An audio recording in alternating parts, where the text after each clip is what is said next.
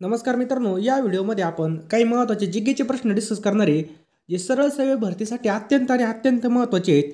सर्वांनी शांत चित्ताने हा व्हिडिओ बघायचा आहे.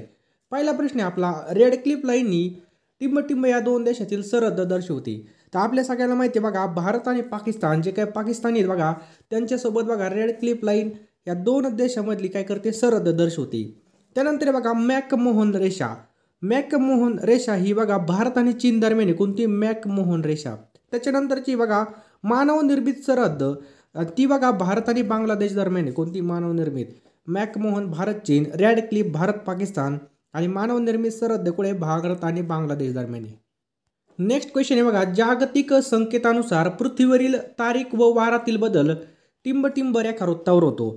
तर बघा जागतिक संकेतानुसार पृथ्वीवरील तारीख आणि वारातील बदल हा ऑप्शन क्रमांक 2 180 अंश किती, 180 अंश रेखावृत्तावर होतो. तर मित्रांनो, असेच नवनवीन व्हिडिओ बघण्यासाठी आपल्या चॅनलला सबस्क्राईब करा, बेल आयकॉन नक्कीच दाबा आणि व्हिडिओला नक्कीच एक लाईक करा. लाईक केल्यावर कळतं की माझी मेहनत 100% काम करते. पुढचा प्रश्न बघा, जगातील सर्वात लांब नदी कोणती आहे. तर आपल्या सगळ्याला माहिती आहे जगातील सगळ्यात लांब नदी कोणती बघा, नाईल नदी आहे. लक्षात ठेवा, नाईल नदी बघा ही आफ्रिका खंडामध्ये असून ती जगातील सगळ्यात लांब नदी आहे. ॲमेझॉन नदीचं खोरं आहे बघा, ते सगळ्यात मोठं नदी खोरं आहे. कोणतं, ॲमेझॉन नदीचं खोरं, विस्तीर्ण खोरं आहे. लक्षात ठेवा. पुढचा प्रश्न आहे बघा, खालीलपैकी कोणता देश हा सार्कचा सदस्य नाही. खालीलपैकी कोणता देश हा सार्कचा सदस्य नाही. तर राईट आन्सर आहे ऑप्शन क्रमांक 3 जपान. हा बघा सार्कचा संघ म्हणजे त्याचा काय नाही, सदस्य नाही बघा. सार्क म्हणजे काय, South Asian Association for Regional Cooperation. याची स्थापना बघा 1985 मध्ये झालेली. कधी, 1985 मध्ये याची स्थापना झालेली. मुख्यालयाचं नेपाळ या ठिकाणी बघा, काठमांडू या ठिकाणी स्थिती. कुठं, नेपाळ या ठिकाणी, काठमांडू या ठिकाणी स्थिती. याचे सदस्य बघा एकूण 8 देश आहेत. कोणकोणते देश आहेत बघा, आपला भारत 100% भारत आहे. त्याच्यानंतर बांगलादेश आहे, पाकिस्तान आहे, नेपाळ आहे, भूतान आहे, मालदीव आहे, श्रीलंका आहे आणि अफगाणिस्तान. असे एकूण 8 सदस्य देश आहे. आणि कोणता देश सार्कचा सदस्य नाही, तो ऑप्शन क्रमांक 3 जपान हा देश सार्कचा संघटना नाही. लक्षात ठेवा, सार्कचा संघटना नाही. नेक्स्ट क्वेश्चन काय पहा, राष्ट्रीय पोलीस अकॅडमी कोणत्या ठिकाणी आहे. राष्ट्रीय पोलीस अकॅडमी कोणत्या ठिकाणी आहे. तर जी काय राष्ट्रीय पोलीस अकॅडमी बघा ही हैदराबाद या ठिकाणी स्थिती. तर मित्रांनो बघा, आपल्यासाठी मी जेवढे काही जीकेचे व्हिडिओ आणि करंट अफेअरचे व्हिडिओ घेतले असतील त्याची आपण PDF अवेलेबल केलेली बघा. ज्यांना कोणा PDF पाहिजे असेल तर त्यांनी बघा, जो काय आपला फोनपे नंबर आहे 82 75 55 82 83, याला बघा 149 रुपये पाठवायचे. किती, 149 रुपये. यामध्ये मित्रांनो बघा 2500 प्रश्न असणार आहेत, वन लाईनर आणि बाकीचे काही MCQ असणार आहेत. जे आपण बघा जे IMP टॉपिक आहेत बघा त्यावर घेतलेले आहेत, ते सगळं तुम्हाला बघा त्या PDF मध्ये अवेलेबल करून दिले जाणार आहे. त्यामुळे मित्रांनो, ज्यांना कोणा ह्या PDF पाहिजे असतील तर त्यांनी बघा आपला जो काही फोनपे नंबर आहे 82 75 55 आणि त्याच नंबरला बघा व्हॉट्सअपला त्याचा स्क्रीनशॉट पाठवायचा. किती, 149 रुपये तुम्हाला सेंड करायचे आहेत. त्यामध्ये तुम्हाला PDF पूर्णपणे पाठवली जाईल. पुढचा प्रश्न बघा, खालीलपैकी कोणत्या रेखावृत्ताला आंतरराष्ट्रीय वाररेषा म्हणतात. तर कोणता रेखावृत्ताचा आंतरराष्ट्रीय वाररेषा म्हणतात, तर ऑप्शन क्रमांक 3 180 अंश रेखावृत्त. आणि यामध्ये 100% विचारला तो प्रश्न, याला काय म्हणतात, रेखावृत्ताला काय म्हणतात, आंतरराष्ट्रीय वाररेषा. कशाला, 180ला. त्याच प्रकारे बघा 0 अंश रेखावृत्तावरून जागतिक प्रमाणवेळ निश्चित केली जाते. त्याला काय म्हणतात, ग्रीनिच रेखावृत्त म्हणतात. काय म्हणतात, ग्रीनिच रेखावृत्त. एकूण बघा 181 काय आहेत बघा अक्षवृत्त आहेत आणि रेखावृत्ते किती आहेत बघा, 360 रेखावृत्त आहेत. किती, 360. पुढचा प्रश्न आहे बघा, भारतातील एकमेव जिवंत ज्वालामुखी कोठे आहे. भारतातील एकमेव जिवंत ज्वालामुखी कोठे आहे. तर राईट आन्सर आहे बघा ऑप्शन क्रमांक 2 बॅरन बेटामध्ये बघा भारतातील एकमेव जिवंत ज्वालामुखी. कुठं, बॅरन बेट. भारतामधील एकमेव अंदमान बेट समुद्रातील बॅरन बेटावर आहे. नेक्स्ट क्वेश्चन आहे बघा, कुचिपुडी हा नृत्य प्रकार कोणत्या राज्याशी संबंधित आहे. तर आपल्या सगळ्यांना माहिती आहे कुचिपुडी हा नृत्य प्रकार बघा आंध्र प्रदेश या राज्याची संदर्भामध्ये. कोणत्या, आंध्र प्रदेश. केरळचा कोणता आहे तर बघा केरळचा कथकली आहे आणि मोहिनी अट्टनम आहे. केरळचा कथकली आणि मोहिनी अट्टनम हा काय आहे, केरळचा आहे. ओडिसाचा कोणता आहे बघा, ओडिशी आहे. लक्षात ठेवा, ओडिसाचा ओडिशी आहे. पुढचा प्रश्न बघा, शिखांचं पवित्र स्थळ सुवर्ण मंदिर आहे कोणत्या शहरामध्ये. शिखांचं पवित्र स्थळ सुवर्ण मंदिर आहे कोणत्या शहरामध्ये. तर कोणत्या शहरामध्ये बघा, अमृतसर या शहरामध्ये शिखांचं सुवर्ण मंदिर स्थित आहे बघा. कोणत्या, अमृतसर या शहरामध्ये. पुढचा प्रश्न काय बघा, भारतामधील सर्वात मोठा दिवस कोणता आहे. तर बघा भारतामधील सर्वात मोठा दिवस आहे बघा 21 जून. कोणता आहे? 21 जून. 21 जून या दिवशी उत्तर गोलार्ध सूर्याकडे बघा 23 किती 23/1/2 कलतो, म्हणून 21 जून या दिवशी उत्तर गोलार्धामध्ये सर्वात मोठा दिवस असतो. पुढचा प्रश्न काय बघा, पृथ्वीला सर्वात जवळचा ग्रह कोणता आहे? पृथ्वीला सर्वात जवळचा ग्रह कोणता आहे? तर बघा पृथ्वीला सगळ्यात जवळचा ग्रह आहे बघा शुक्र. कोणता आहे? शुक्र. पुढचा प्रश्न काय बघा, सिक्कीम या राज्याची राजधानी कोणती? सिक्कीम या राज्याची राजधानी कोणती? गंगटोक आहे बघा. नागालँडची कोणती? कोहिमा आहे. मणिपूरची इम्फाळ आहे. आगरतळा बघा त्रिपुराची. आगरतळा कोणाची? त्रिपुरा. नेक्स्ट क्वेश्चन काय बघा, पोंगल हा सण कोणत्या राज्यामध्ये उत्साहाने साजरा केला जातो? कोणता? पोंगल हा सण कोणत्या राज्यात उत्साहाने साजरा केला जातो? तर बघा ऑप्शन क्रमांक 2 तमिळनाडू या राज्यामध्ये पोंगल हा सण एकदम उत्साहाने साजरा केला जातो. पुढचा प्रश्न आहे बघा, महाराष्ट्राची सीमा बघा एकूण 6 राज्यांना भिडलेली, खालीलपैकी कोणत्या राज्याचा या 6 राज्यामध्ये समावेश होत नाही? तर कोणतं राज्य बघा या ठिकाणी बघू शकता ऑप्शन क्रमांक 4 आंध्र प्रदेशचा याच्यामध्ये समावेश होत नाही. आंध्र प्रदेश राज्यामधून काय झाले, तेलंगणा राज्याची निर्मिती झालेली आहे, त्यामुळे आंध्र प्रदेशची सीमा महाराष्ट्राला लागून नाही. महाराष्ट्राला सीमा लागून असलेले राज्य कोणकोणते आहेत बघा, पहिले बघा गोवा, त्याच्यानंतर आहे बघा कर्नाटक. कोणतं आहे? कर्नाटक. त्याच्यानंतर आहे बघा तेलंगणा की तेलंगणा, छत्तीसगड, गुजरात, मध्य प्रदेश. छत्तीसगड, गुजरात आणि मध्य प्रदेश.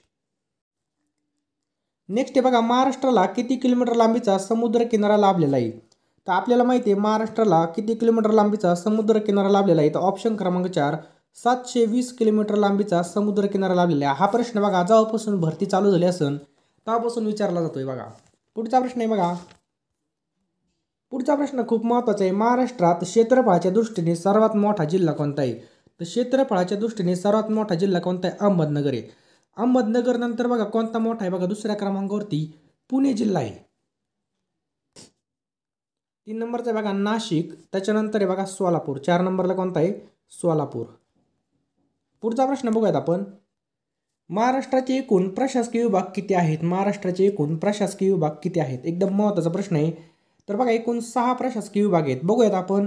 1 नंबरला बघा कोकण प्रशासकीय विभाग. काय? कोकण. तर बघा कोकणामध्ये किती जिल्हे आहेत?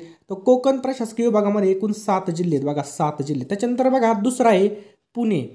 पुणे प्रशासकीय विभागामध्ये एकूण 5 जिल्हे आहेत. पुण्यामध्ये किती आहेत बघा? 5 जिल्हे. त्याच्यानंतर बघा तिसरा नाशिक. तर बघा नाशिक या प्रशासकीय विभागामध्ये किती येतं? तर 5 जिल्हे आहेत बघा. नाशिकमध्ये सुद्धा 5 आहेत. त्याच्यानंतर बघा नागपूर. नागपूर प्रशासकीय विभागामध्ये 6 जिल्हे आहेत. अमरावती प्रशासकीय विभागामध्ये 5 जिल्हे आहेत. नागपूर आणि अमरावतीलाच काय म्हणतात? विदर्भ म्हणतात. त्यामध्ये बघा टोटल किती? 11 जिल्हे आहेत. औरंगाबाद प्रशासकीय विभागामध्ये एकूण 8 जिल्हे आहेत. एकदम IMP प्रश्न आहे बघा, फिक्समध्ये पेपरला पडतो हा पोलीस भरतीला. महाराष्ट्रातील पश्चिम वाहिनी नदी कोणती? तर आपल्या सर्वांना माहिती आहे तापी नदी बघा आपल्या महाराष्ट्रातील पश्चिम वाहिनी नदी. तापी नदीचं उगमस्थान पण लिहून घ्या सर्वांनी. सातपुडा पर्वतरांग. कुठं बघा? सातपुडा, साखरपुडा नाही, सातपुडा पर्वतरांगामध्ये बैतूल येथे होते बघा. तापी नदीच्या काठावर भुसावळ हे शहर आहे आणि तिची महाराष्ट्रामध्ये लांबी किती बघा? 208 किलोमीटर आहे. कशाची? तापी नदीची. महाराष्ट्रामधील किती आहे? 208 किलोमीटर. नेक्स्ट क्वेश्चन काय बघा, कृष्णा नदीचा उगम सातारा जिल्ह्यातील टिंबटिंब या ठिकाणी झालेला आहे. कृष्णा नदीचा उगम सातारा जिल्ह्यातील टिंबटिंब या ठिकाणी झालेला आहे. तर कोणत्या ठिकाणी? महाबळेश्वर या ठिकाणी तिचा उगम झालेला आहे. महाबळेश्वर हे बघा थंड हवेच्या ठिकाणी. कृष्णा नदी खोरे हे महाराष्ट्रातील गोदावरी व भीमा खोऱ्यानंतर 3ऱ्या क्रमांकाचं बघा सर्वात मोठं खोरे. नेक्स्ट क्वेश्चन काय बघा, भामरागड येथील संगमामध्ये नदीचा समावेश होत नाही. काय प्रश्न आहे बघा, भामरागड येथील संगमामध्ये नदीच्या संगमामध्ये टिंबटिंब नदीचा समावेश होत नाही. तर कोणत्या नदीचा? प्राणहिता या नदीचा समावेश होत नाही. कोणत्या? प्राणहिता. भामरागड येथील पामुल, गौतम, पर्लकोटा, इंद्रावती या नद्यांच्या संगमाला त्रिवेणी संगम म्हणतात. कोणता संगम म्हणतात? त्रिवेणी संगम. नेक्स्ट आहे बघा, सध्या महाराष्ट्रामध्ये एकूण जिल्हे किती आहेत? तर बघा सध्या महाराष्ट्रामध्ये एकूण 36 जिल्हे आहेत बघा, 36 जिल्हे आहेत. ठाणे जिल्ह्यातून विभक्तून पालघर हा 36वा जिल्हा तयार झाला होता. पुढचा प्रश्न आहे, महाराष्ट्रामधील पहिला लोहमार्ग कोणत्या 2 शहरापासून सुरू झाला होता? महाराष्ट्रातील पहिला लोहमार्ग कोणत्या 2 शहरापासून तयार झाला होता? तर राईट आन्सर आहे बघा मुंबई टू ठाणे हा पहिला लोहमार्ग महाराष्ट्रातील आहे बघा. पुढचा प्रश्न आहे बघा, 0 मैल हे कोणत्या शहरामध्ये, काय प्रश्न आहे बघा, 0 मैल हे कोणत्या शहरामध्ये, जे काय 0 मैल आहे बघा हे नागपूर शहरामध्ये स्थित आहे, कोणत्या, नागपूर. पुढचा प्रश्न आहे बघा, आंबोली हे प्रसिद्ध पर्यटन स्थळ कोणत्या जिल्ह्यामध्ये, कोणतं, आंबोली हे प्रसिद्ध पर्यटन स्थळ हे सिंधुदुर्ग जिल्ह्यामध्ये स्थित आहे, कोणत्या, सिंधुदुर्ग. पुढचा प्रश्न आहे बघा, विदर्भातील थंड हवेचं ठिकाण कोणतं आहे, विदर्भामधलं थंड हवेचं ठिकाण कोणतं आहे, तर चिखलदरा. एकदम आयएमपी प्रश्न आहे बघा, विदर्भातील थंड हवेचं ठिकाण कोणतं आहे, तर बघा चिखलदरा आहे विदर्भामधील थंड हवेचं ठिकाण आहे. चिखलदरा बघा अमरावती जिल्ह्यातील थंड हवेचं ठिकाण. माळशेज घाटा खालीलपैकी कोणत्या महामार्गावर आहे, कोणता, माळशेज घाटा खालीलपैकी कोणत्या महामार्गावर आहे, तर नगर कल्याण या महामार्गावरती काय बघा माळशेज घाटे, कोणं, नगर कल्याण या महामार्गावरती माळशेज घाटे. पुढचा प्रश्न आहे बघा, महाराष्ट्र राज्याचा राज्य प्राणी कोणता आहे, महाराष्ट्र राज्याचा राज्य प्राणी कोणता आहे, एकदम महत्त्वाचा प्रश्न आहे. तर राईट आन्सर आहे बघा ऑप्शन्स क्रमांक 3 शेकरू. शेकरू हे बघा महाराष्ट्राचा राज्य प्राणी, शेकरू ही खार एक प्रकारची. महाराष्ट्राचे राज्य फुलपाखरू विचारलं तर बघा ब्लू मॉर्मन हे महाराष्ट्राचं राज्य फुलपाखरू आहे. महाराष्ट्राचं राज्यफळ विचारलं तर आंबा आहे. लोकनृत्य विचारलं तर बघा लावणी, बघा लावणी. त्याच्यानंतर बघा महाराष्ट्राचा राज्य वृक्ष विचारला तर बघा हरियाल, कोणता आहे, हरियाल. महाराष्ट्राचं राज्यफूल तामन किंवा मोठा बोंडारा, त्याला जाळू सुद्धा म्हटलं जातं. पुढचा प्रश्न आहे बघा, लोणार हे खाऱ्या पाण्याचं सरोवर कोणत्या जिल्ह्यामध्ये स्थित आहे, कोणतं, लोणार हे खाऱ्या पाण्याचं सरोवर कोणत्या जिल्ह्यामध्ये स्थित आहे, तर बघा लोणार हे खाऱ्या पाण्याचं सरोवर बुलढाणा जिल्ह्यामध्ये स्थित आहे, कोणत्या, बुलढाणा जिल्ह्यामध्ये स्थित आहे. पुढचा प्रश्न आहे, पुढीलपैकी कोणती नदी पश्चिम वाहिनी नदी आहे, पुढीलपैकी कोणती नदी पश्चिम वाहिनी आहे, तर नर्मदा ही नदी बघा पश्चिम वाहिनी, कोणती, नर्मदा नदी. ही नदी बघा सातपुडा पर्वतरांगेमध्ये मध्य प्रदेश राज्यामध्ये उगम पावते. तिची लांबी किती बघा 1312 किलोमीटर आहे. अजून कोणकोणत्या पश्चिम वाहिनी नदी आहेत बघा, तापी आपण बघितली आता, तापी आहे. त्याच्यानंतर दमनगंगा आहे, उल्हास नदी सुद्धा बघा पश्चिम वाहिनी आहे, सावित्री नदी सुद्धा आहे, वशिष्ठी नदी सुद्धा आहे, कुंडलिक, शास्त्री, तेरेखोल नदी. आणि पूर्ववाहिनी नद्या, फेमस नद्या आहेत बघा पूर्ववाहिनी नद्या कोणकोणत्या आहेत, पहिली तर गोदावरी पूर्ववाहिनी आहे, त्यानंतर भीमासुद्धा पूर्ववाहिनी आहे, कृष्णासुद्धा पूर्ववाहिनी नदी. आणि आपल्याला विचारलं दक्षिण वाहिनी नद्या कोणकोणत्या आहेत, तर वर्धा, वैनगंगा आणि इंद्रावती ह्या काय आहेत बघा दक्षिण वाहिनी नद्या आहेत. तर मित्रांनो, तुम्ही जर पोलीस भरती करत असाल तर आपल्यासाठी बघा जबरदस्त पोलीस भरती प्रश्नपत्रिका संच या ठिकाणी उपलब्ध झालेला आहे. 812 प्रश्नपत्रिका संच या ठिकाणी बघा 25,000पेक्षा जास्त प्रश्नांचा यामध्ये समावेश आहे. त्याचबरोबर 572 पोलीस भरती प्रश्नपत्रिका संच सुद्धा या ठिकाणी आपल्यासाठी आणलेला आहे. हे कोणाचं आहे बघा, स्मार्ट स्टडी पब्लिकेशनचं आहे. त्याच्यानंतर या ठिकाणी बघा मराठी शब्द संग्रह आहे आणि 572 हे तुमच्यासाठी नक्कीच उपयुक्त असेल. हे पुस्तक तुम्हाला माहिती पाहिजे असेल तर या नंबरवर तुम्ही कॉल करू शकता.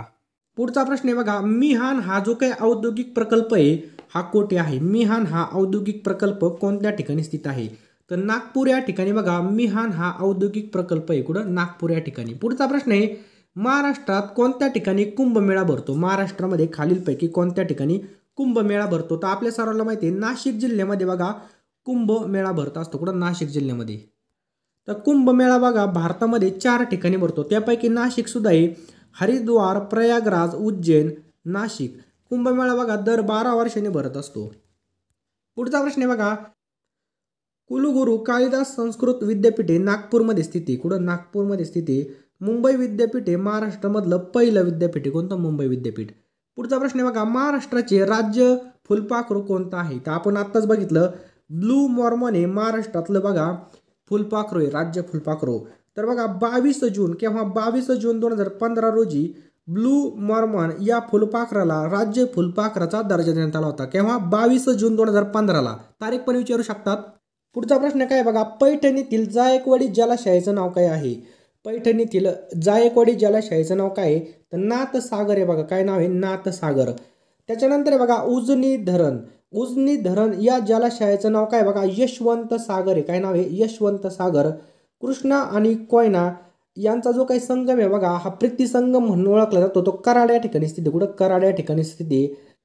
पुढचा प्रश्न काय बघा, आल्लापल्ली येथील वनवैभव कशासाठी प्रसिद्ध आहे, आल्लापल्ली येथील वनवैभव कशासाठी प्रसिद्ध आहे, तर राईट आन्सर आहे बघा ऑप्शन क्रमांक 1 सागवानासाठी प्रसिद्ध आहे. कशासाठी आहे, सागवानासाठी प्रसिद्ध आहे. आल्लापल्ली येथील वनवैभव सागवानासाठी प्रसिद्ध आहे. आल्लापल्ली येथील क्वार्ट्ज खाणी तसेच नागोपल्ली या ठिकाणी बाबा आमटेचा कुष्ठरोगांसाठी आश्रम सुद्धा आहे बघा, कुठं, हेमकाल साहिती. पुढचा प्रश्न काय पहा, भारतातील टिंबटिंब या राज्यामध्ये सर्वाधिक रबराचं उत्पादन होतं. भारतातील टिंबटिंब म्हणजे कोणत्या राज्यामध्ये सर्वात जास्त रबराचं उत्पादन होतं? तर बघा केरळ राज्यामध्ये सर्वात जास्त रबर केलं जातं. रबराचं उत्पादन बघा केरळ राज्याबरोबर तामिळनाडूमध्ये सुद्धा केलं जातं आणि कर्नाटक राज्यामध्ये सुद्धा केलं जातं. देशातील रबर लागवडी खालील क्षेत्रापैकी सुमारे 92% क्षेत्र, किती 92% क्षेत्र हे सगळ्यात जास्त केरळमध्ये केलं जातं रबराचं लागवडीचं.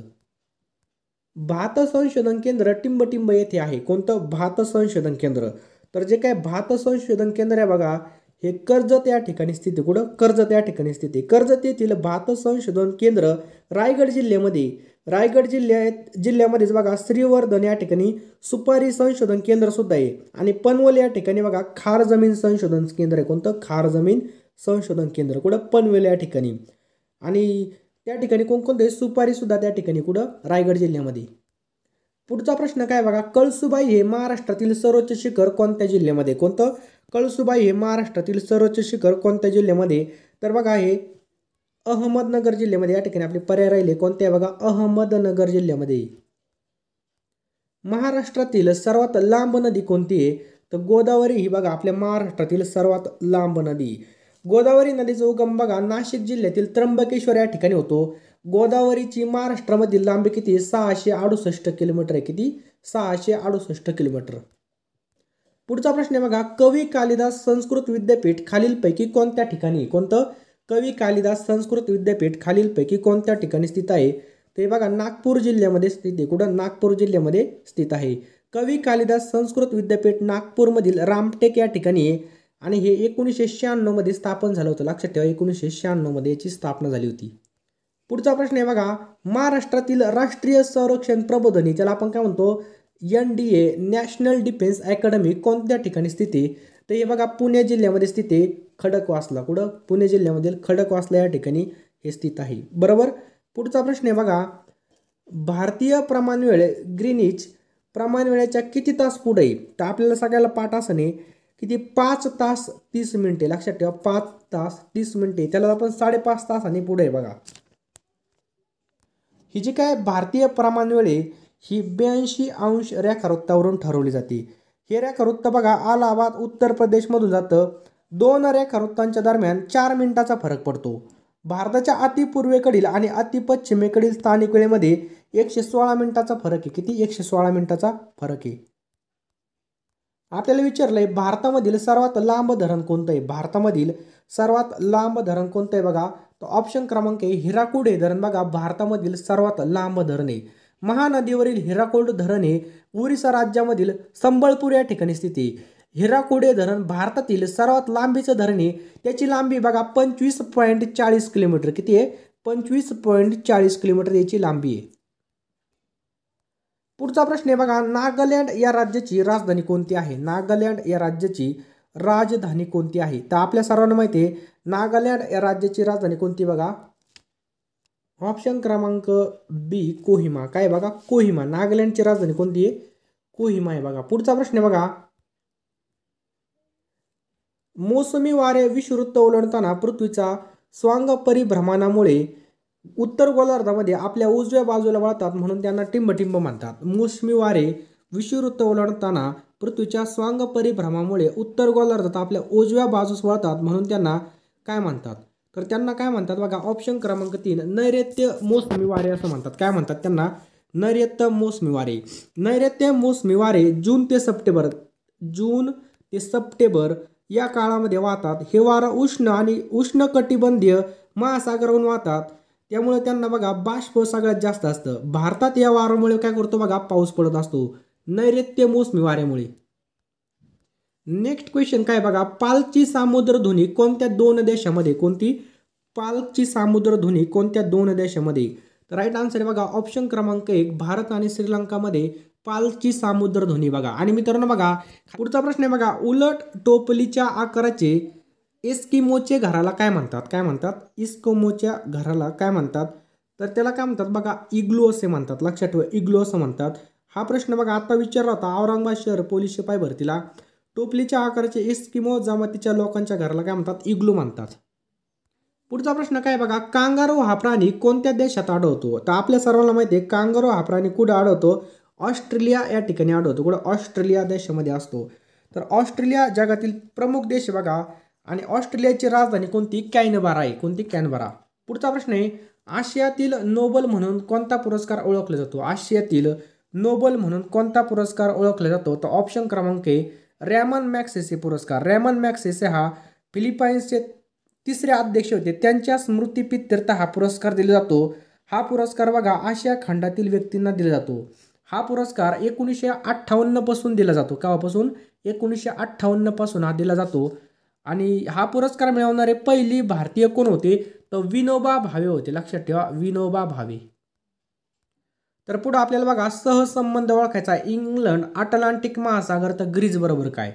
तर बघा ग्रीस बरोबर काय होईल? भूमध्य समुद्र होईल. काय होईल? भूमध्य समुद्र. इंग्लंडला अटलांटिक महासागराची सीमा लागलेली आहे आणि जो काय ग्रीस आहे बघा त्या ग्रीसला भूमध्य समुद्राची सीमा लागलेली, असा सहसंबंध होता. पुढचा प्रश्न बघा, खालीलपैकी कोणता देश हा सार्क संघटनेचा सदस्य नाहीये? तर राईट आन्सर आहे बघायचं ऑप्शन्स क्रमांक 2. मालदीव हा बघा सार्क या संघटनेचा सदस्य नाही. सार्कचा लॉंग फॉर्म काय होतो? South Asian Association for Regional Cooperation. दक्षिण आशियाई राष्ट्रांची प्रादेशिक सहकारी संघटना. याची स्थापना बघा 1985 मध्ये झालेली. सार्कची स्थापना विचारली तर 1985ला झालेली. याचं मुख्यालय बघा काठमांडू नेपाळ या ठिकाणी बघा. लक्षात ठेवा, काठमांडू आणि नेपाळ या ठिकाणी. याचे सदस्य देश बघा टोटल 8 देश आहेत. आपला भारत सुद्धा आहे. भारत, पाकिस्तान, अफगाणिस्तान. भारत, पाकिस्तान, अफगाणिस्तान, नेपाळ, भूतान, श्रीलंका, बांगलादेश, मालदीव असे एकूण 8 देश आहेत. पुढचा प्रश्न काय बघा, ईशान्य मोसमी वारे टिंबटिंब या कालावधीमध्ये वाहतात. ईशान्य मोसमी वारे टिंबटिंब या कालावधीमध्ये वाहतात. तर राईट आन्सर बघा ऑप्शन क्रमांक 2. नोव्हेंबर ते फेब्रुवारी या कालावधीमध्ये वाहतात. लक्षात ठेवा, ईशान्य मोसमी वारे नोव्हेंबर ते फेब्रुवारी या कालावधीमध्ये वाहतात. लक्षात ठेवा. मे ते सप्टेंबर. मे ते सप्टेंबर हा कालावधी कोणाचा आहे? नैऋत्य मान्सून वाऱ्याचा कालावधी. लक्षात ठेवा, नैऋत्य मान्सून. आणि ईशान्याचा बघा नोव्हेंबर ते फेब्रुवारी. मे ते सप्टेंबर कोणाचा आहे? आपण बघितलं आत्ताच, नैऋत्य मोसमी वारे.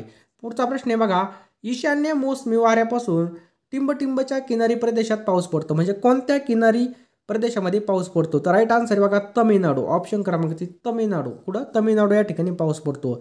ईशान्य मोसमी वाऱ्याला परतीचा मान्सून म्हणतात. हे वारे बघा ईशान्येकडून नैऋत्याला वाहतात आणि ईशान्य मोसमी वारे येताना आपल्यासोबत बंगालच्या उपसागरावरील बाष्प वाहून आणतात आणि तमिळनाडूमध्ये पाऊस पाडतात. पुढचा प्रश्न काय बघा, भारतामध्ये एकूण टिंबटिंब राज्य आहेत, त्यापैकी महाराष्ट्र राज्यामध्ये टिंबटिंब इतके जिल्हे आहेत. आता एकदम सोपा प्रश्न आलेला आहे. तर राईट आन्सर आहे टोटल किती बघा 29 राज्य आहेत आणि आपल्या महाराष्ट्रामध्ये किती? 36 जिल्हे आहेत. लक्षात ठेवा 36 जिल्हे. त्यापैकी बघा तेलंगणा हे 29वा राज्य असून पालघर हा 36वा जिल्हा आहे. पालघर हा कितवा? 36वा जिल्हा आहे. पुढचा प्रश्न आहे बघा, गंगोटोक खालीलपैकी कोणत्या राज्याची राजधानी आहे? कोणती? गंगोटोक खालीलपैकी कोणत्या राज्याची राजधानी आहे? तर बघा सिक्कीम या राज्याची राजधानी कोणती? बघा गंगोटोक. कोणती? सिक्कीम. पुढचा प्रश्न आहे बघा, जल्लीकट्टू हा सण कोणत्या राज्यामध्ये साजरा केला जातो? तर बघा जल्लीकट्टू हा सण कोणत्या राज्यामध्ये? तमिळनाडू या राज्यामध्ये साजरा केला जातो. कोणत्या? तमिळनाडू या राज्यामध्ये साजरा केला जातो. तर बाकीच्या राज्याचे बघून घेऊ आपण राजधान्या. तर या ठिकाणी बघा गंगटोक ही कोणाची? सिक्कीमची आहे. नागालँडची कोणती? बघा कोहिमा. नागालँडची बघा कोहिमा आहे. त्याच्यानंतर बघा आगरताळा ही कशाची आहे? त्रिपुरा राज्याची आहे. मेघालय राज्याची कोणती? बघा शिलाँग. मेघालयची कोणती? शिलाँग आहे. मिझोरामची कोणती? बघा ऐजवाल. मिझोरामची कोणती? ऐजवाल. अरुणाचल प्रदेशची कोणती? इटानगर. मणिपूरची कोणती? बघा इन्फाळ. मणिपूरची कोणती? इन्फाळ. त्याच्यानंतर आसामची आहे दिसपूर. आता या ठिकाणी बघा जल्लीकट्टू कुठं? बघा तमिळनाडूमध्ये साजरा केला जातो. जल्लीकट्टू हा बैल नियंत्रण आणण्याचा खेळ बघा. बैलांना नियंत्रण आणण्याचा खेळ आहे. जल्लीकट्टू हा नेहमी प्राणी संवर्धन समिती आणि तमिळ यांच्यामध्ये वादाचं कारण ठरलेलं आहे. यामध्ये बघा बैलांना काय केलं जातं? नियंत्रित आणलं जातं. पुढचा प्रश्न काय बघा, पानिपत हे जे काही ठिकाण आहे कोणत्या राज्यामध्ये स्थित आहे? कोणतं? पानिपत हे ठिकाण. तर राईट आन्सर आहे बघा ऑप्शन क्रमांक 4. पानिपत हे ठिकाण कुठे आहे? बघा हरियाणा राज्यामध्ये स्थित आहे. कुठं? हरियाणा. पुढचा प्रश्न आहे, आंध्र प्रदेश या राज्याची राजधानी कोणती आहे? आंध्र प्रदेश या राज्याची राजधानी कोणती आहे? तर ऑप्शन क्रमांक 3 अमरावती. बघा आंध्र प्रदेश राज्याची राजधानी कोणती? अमरावती. तर लक्षात ठेवा. पुढचा प्रश्न आहे बघा, राजधान्यांचा आपल्याला सहसंबंध ओळखायचा आहे. राजधान्यांचा सहसंबंध ओळखायचा आहे. ओडिसा, भुवनेश्वर तर मणिपूर बरोबर काय? तर मणिपूरची राजधानी काय होईल बघा, इम्फाळ होईल. काय, इम्फाळ. आलं लक्षात. ओरिसाची राजधानी भुवनेश्वर, तर मणिपूरची राजधानी काय होईल बघा, इम्फाळ. पुढचा प्रश्न आहे बघा, पृथ्वीच्या सूर्याभोवती फिरण्यास पृथ्वीचे टिंबटिंब म्हणतात. तर काय म्हणतात, परिवलन म्हणतात का परिभ्रमण म्हणतात का गती म्हणतात की यापैकी नाही. तर ऑप्शन क्रमांक 2 परिभ्रमण असे म्हणतात. तर मित्रांनो तुम्ही इथपर्यंत आला असाल तर व्हिडिओ शेवटपर्यंत बघा, खूप महत्त्वाचे प्रश्न आहेत. लक्षात ठेवा, परिभ्रमण. ज्यावेळेस पृथ्वी सूर्याभोवती फिरते त्याला काय म्हणतो आपण, परिभ्रमण म्हणतो. आणि सूर्याभोवती फिरता फिरता ज्यावेळेस पृथ्वी स्वतः भोवती फिरते त्याला आपण काय म्हणतो, पृथ्वीचं परिवलन असं म्हणतो. लक्षात ठेवा, परिवलन असं म्हणतो. आला लक्षात. नेक्स्ट क्वेश्चन आहे बघा, सूर्यमालेमध्ये पृथ्वीनंतर क्रमाने येणारा ग्रह कोणता आहे. सूर्यमालेत पृथ्वीनंतर क्रमाने येणारा ग्रह कोणता आहे. तर ऑप्शन क्रमांक 1 मंगळ हा ग्रह बघा, सूर्यमालेत पृथ्वीनंतर येणारा क्रमाने येणारा ग्रह आहे कोणता, मंगळ. ग्रहांचा सूर्यापासून क्रम जर काढला तर 1 नंबरला बघा बुध येतो. 1 नंबरला कोणता येतो, बुध हा ग्रह येतो. त्याच्यानंतर 2 नंबरला कोणता येतो, तर शुक्र ग्रह येतो. 2 नंबरला शुक्र ग्रह, उगवली शुक्राची चांदणी. त्याच्यानंतर 3 नंबरला आम्हारी पृथ्वी आती आहे. 3 नंबरला आपली काय असते, पृथ्वी असते. 4 नंबरला मंगळ ग्रह आहे. 5 नंबरला गुरु आहे बघा, 5व्या नंबरला गुरु असतो कायम. 6 नंबरला शनी, 7व्या नंबरला युरेनस आणि 8व्या नंबरला काय बघा, नेपच्यून.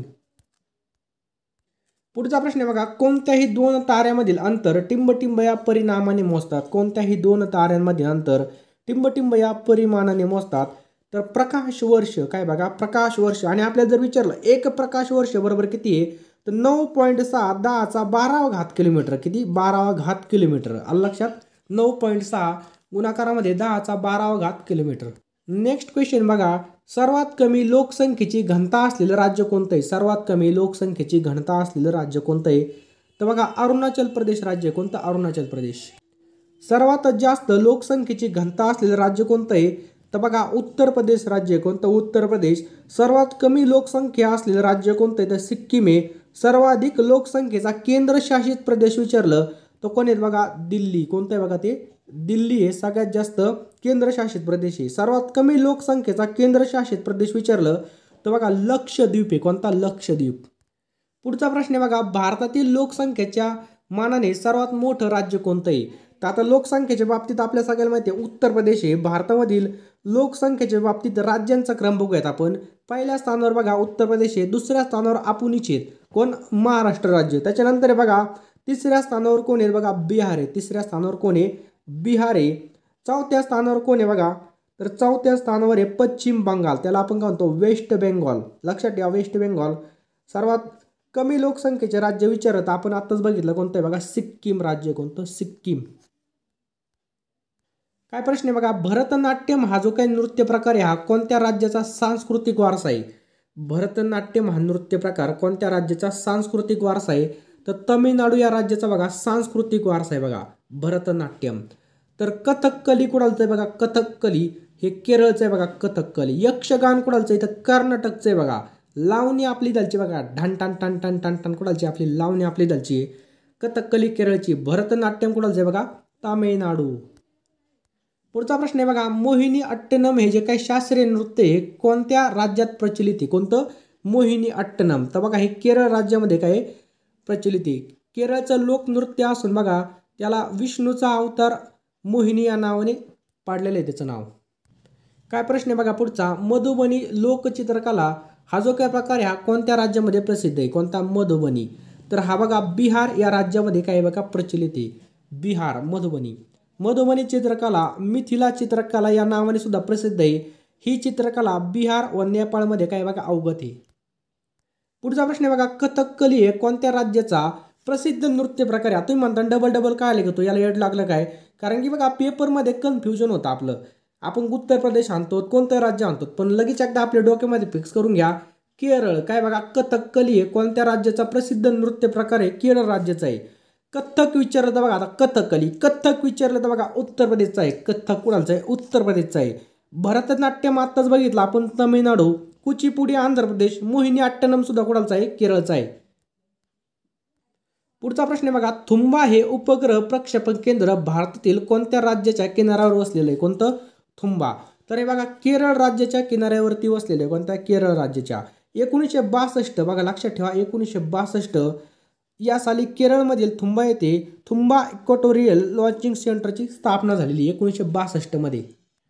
इंद्रधनुष्यामध्ये शेवटचा रंग कोणता आहे? तर जांभळा आहे बघा. ऑप्शन क्रमांक 4 जांभळा. तर जांभळा रंग हा याची तरंग लांबी सगळ्यात कमी असते. कशाची? जांभळ्या रंगाची तरंग लांबी सगळ्यात कमी असते बघा. आणि इंद्रधनुष्यातील 7 रंगापेक्षा जांभळा सर्वात शेवटी असतो. पुढचा प्रश्न बघा. ध्वनीचा वेग हवेपेक्षा पाण्यामध्ये कसा असतो? ध्वनीचा वेग हवेपेक्षा पाण्यामध्ये कसा असतो विचारला आपल्याला. तर ऑप्शन क्रमांक 1 खूप अधिक असतो. पाण्यामध्ये खूप अधिक असतो. तर बघा ध्वनीचा वेग हा वायू माध्यमाकडून स्थायू माध्यमाकडे जाताना वाढत जातो आणि ध्वनीचा सर्वाधिक वेग हा स्थायू माध्यमामध्ये असतो. त्या खालोखाल द्रव आणि त्या खालोखाल वायू माध्यमामध्ये ध्वनीचा वेग किती असतो? 340 असतो. किती? 340 मीटर प्रति सेकंद. ध्वनी प्रदूषण मोजण्याचं एकक कोणतं? तर आताच बघितलं आपण काय? डेसिबल. नेक्स्ट आहे बघा. ऊर्जेचा राखीव साठा म्हणून खालीलपैकी कोणाला ओळखलं जातं? ऊर्जेचा राखीव साठा म्हणून खालीलपैकी कोणाला ओळखलं जातं? तर बघा मेद नाही, मेदाला ओळखलं जातं. लक्षात ठेवा. मेदाला ओळखलं जातं. पुढचा प्रश्न आहे बघा. ध्वनी तरंगाचं प्रसरण टिंबटिंबमधून होत नाही. ध्वनी तरंगाचं प्रसरण टिंबटिंबमधून होत नाही. जी काही निर्वात जागा असते बघा त्यामधून ध्वनी तरंगाचं प्रसरण होत नाही. निर्वात जागेमधून होत नाही. पुढचा प्रश्न आहे. खालीलपैकी कोणत्या माध्यमांमधून ध्वनीचं सर्वाधिक वेगाने वहन होतं? तर कोणत्या? पोलाद. ऑप्शन क्रमांक 3 पोलादमधून सर्वाधिक वहन होतं. लक्षात ठेवा. पुढचा प्रश्न आहे बघा. ध्वनीच्या कोणत्या तत्वावर सोनार हे तंत्रज्ञान चालतं? ध्वनीच्या कोणत्या तत्वावर सोनार हे तंत्रज्ञान चालतं? तर प्रतिध्वनी. ऑप्शन क्रमांक 2 प्रतिध्वनीनुसार चालत असतं. पुढचा प्रश्न आहे. ध्वनी प्रदूषण नियम आणि नियंत्रण अधिनियम कोणत्या साली अस्तित्वामध्ये आला होता?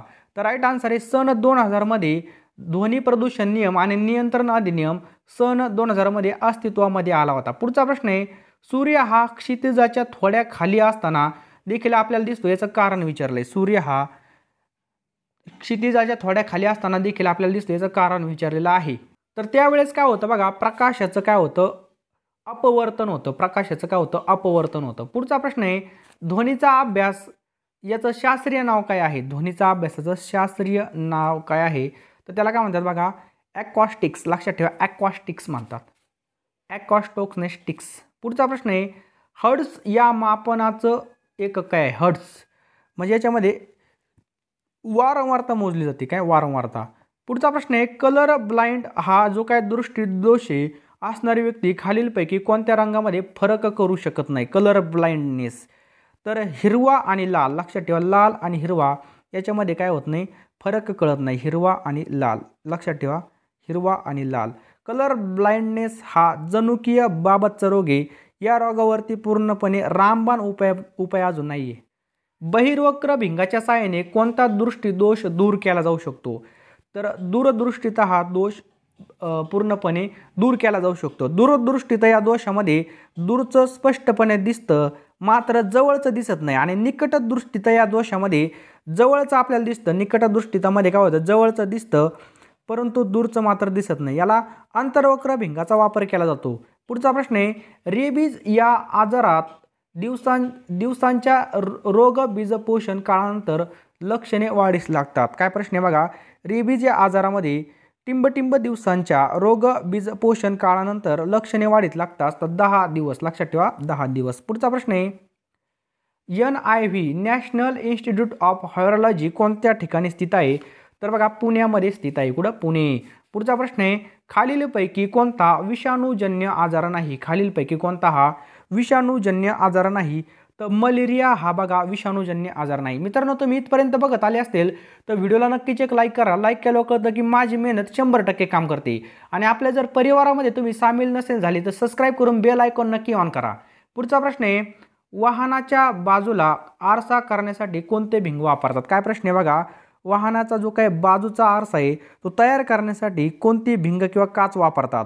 तर त्याला काय म्हणतात? बहिर्वक्र. लक्षात ठेवा. बहिर्वक्र. Convex lens. लक्षात ठेवा. कॉन्व्हेक्स. बहिर्वक्र. पुढचा प्रश्न आहे. आरसा बघा जो काही आरशाचा ध्रुव आणि नाभी यांच्यातील अंतराला नाभी अंतर म्हणतात. तर नाभी अंतर हे वक्रता त्रिज्येचा कसं असतं? तर हे निम्म असतं बघा. निम्म. कसं असतं? निम्म असतं. पुढचा प्रश्न बघूयात आपण. विद्युत शेगड्या आणि विविध प्रकारचे विद्युत रोधक तयार करण्यासाठी धातूचं कोणतं संमिश्र वापरलं जातं? राईट आन्सर आहे त्याचं कोणतं?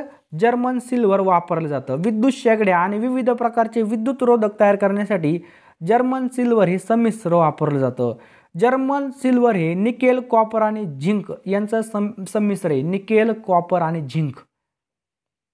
पुढचा प्रश्न आहे बघा, टिंबटिंब व टिंबटिंब हे शुद्ध अर्धवाहक किंवा सेमीकंडक्टर सुद्धा म्हणतात त्यांना. तर राईट आन्सर आहे बघा ऑप्शन क्रमांक 2 जर्मनियम आणि सिलिकॉन. तर बघा इतर बघूयात आपण काही अर्धवाहक. बोरॉन आहे, सिलिकॉन आहे, जर्मेनियम सुद्धा आहे, अरेझनिक आहे. त्याच्यानंतर बघा पोलोनियम हे काय आहेत बघा, धातू आणि अधातू यांचा गुणधर्म दर्शवतात. त्यांना धातू सदृश किंवा अंशत धातू असं म्हटलं जातं. पुढचा प्रश्न काय बघा, विद्युत घंटेमध्ये विद्युत ऊर्जेचं रूपांतर कशामध्ये होतं? तर जी काही विद्युत घंटा असते आपल्या, आपण दाराच्या बाहेर बेल लावलेले असेल आपण टिंग टॉंग म्हणतो. तर बघा ध्वनी ऊर्जेमध्ये. कशामध्ये? ध्वनी ऊर्जेमध्ये. पुढचा प्रश्न आहे, आपल्या घरातील विद्युत प्रवाह 220 व्होल्ट या प्रकारचा असतो.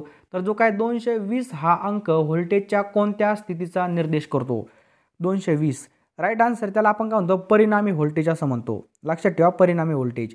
पुढचा प्रश्न आहे, परिपथामध्ये असलेलं जे काय विद्युत धारेचं अस्तित्व ओळखण्यासाठी खालीलपैकी कोणत्या उपकरणाचा वापर होतो?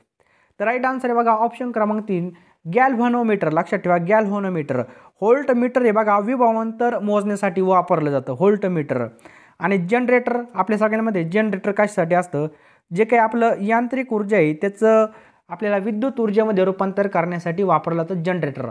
गॅल्व्हॅनोमीटर याचं राईट आन्सर आहे बघा. पुढचा प्रश्न बघूयात आपण, खालीलपैकी कोणता पदार्थ उत्तम विद्युत वाहक नाही विचारलंय? उत्तम विद्युत वाहक नाही विचारलंय, खूप महत्त्वाचा प्रश्न आहे. राईट आन्सर आहे बघा ऑप्शन्स क्रमांक 4 कोणता आहे बघा, रबर हा काय बघा उत्तम विद्युत वाहक नाही. पुढचा प्रश्न आहे, विद्युत बल्बमधील जे काही तारेच्या कुंडलाचा विलय बिंदू आहे तो कसा असतो? तर विद्युत कुंडलामध्ये तारेचा जो काही विलयन बिंदू आहे ते कसा असतो? राईट आन्सर आहे ऑप्शन क्रमांक 2 अतिउच्च असतो. कसा असतो? अतिउच्च असतो बल्बामधला. विद्युत बल्बमध्ये काय असतं? टंगस्टन असतं. नेक्स्ट आहे बघा, जे उपकरण यांत्रिक ऊर्जेचं रूपांतर विद्युत ऊर्जेत करतं त्याला काय म्हणतात? तर त्याला आपण म्हणतो बघा जनरेटर म्हणतो. आत्ताच बघितलं आपण काय म्हणतो? जनरेटर. तर जे काय व्होल्टमीटर असतं बघा, ते व्होल्टमीटर विभवांतर मोजण्यासाठी असतं. ॲमीटर हे कशासाठी असतं? विद्युत धारा मोजण्यासाठी असतं. आणि गॅल्व्हॅनोमीटर हे डायरेक्ट करंट मोजण्यासाठी असतं. काय? डायरेक्ट करंट मोजण्यासाठी असतं.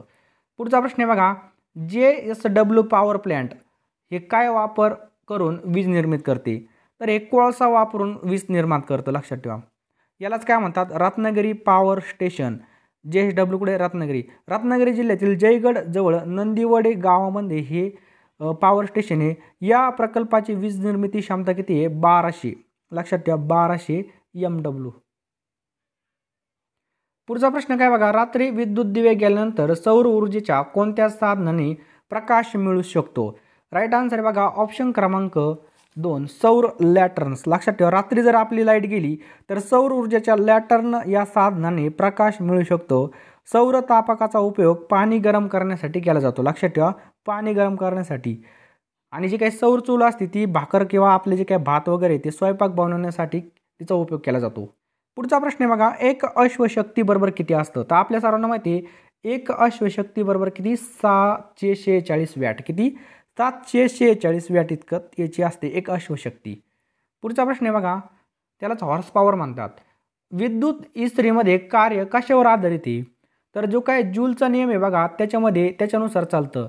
इस्त्रीमध्ये काय असतं? नायक्रोमची एक तार बसवलेली असते, म्हणजे नायक्रोमचं कुंडल असतं, त्यात ते अब्रकाच्या वेष्टनामध्ये बसवलेलं असतं. पुढचा प्रश्न आहे बघा, टिंबटिंब हे विद्युत अपघटनी आहे. तर काय विद्युत अपघटनी आहे? तर युरिया हे काय बघा विद्युत अपघटनी आहे. लक्षात ठेवा युरिया. पुढचा प्रश्न आहे, ओहम रोध असलेल्या विद्युत परिपथामधून 0.5 अँपिअर धारा वाहण्यासाठी त्या परिपथामधील वाहकाच्या 2 टोकातील टिंबटिंब विभांतर असावं. किती विभांतर असावं? राईट आन्सर आहे बघा 10 व्होल्ट इतकं काय असावं? विभांतर असावं 10 व्होल्ट. पुढचा प्रश्न आहे, कोणतं टिंबटिंब हे जे काही संप्रेरक आहे शरीरातील ग्लुकोज, मेद, अमिनो आम्ले याचं चयापचय नियंत्रित करतं. राईट आन्सर बघा ऑप्शन क्रमांक इन्सुलिन. काय बघा? इन्सुलिन. पुढचा प्रश्न बघूयात आपण. कोरडी हवा विजेची टिंबटिंब असते. कोरडी हवा विजेची टिंबटिंब असते. तर लक्षात ठेवा दुर्वाहक असते. कोरडी हवा काय असते? दुर्वाहक असते. आकाशाचा जो काही निळा रंग आहे हा प्रकाशाचं कशाचं उदाहरण आहे? तर हे प्रकाशाचं अपस्करण. लक्षात ठेवा प्रकाशाचं अपस्करणाचं उदाहरण आहे. पुढचा प्रश्न बघा. कॅथोड किरण हे टिंबटिंबकन तरंग आहेत. कोणते? कॅथोड. तर हे ऋण विद्युत प्रभारित कण किंवा तरंग आहेत. कोणते?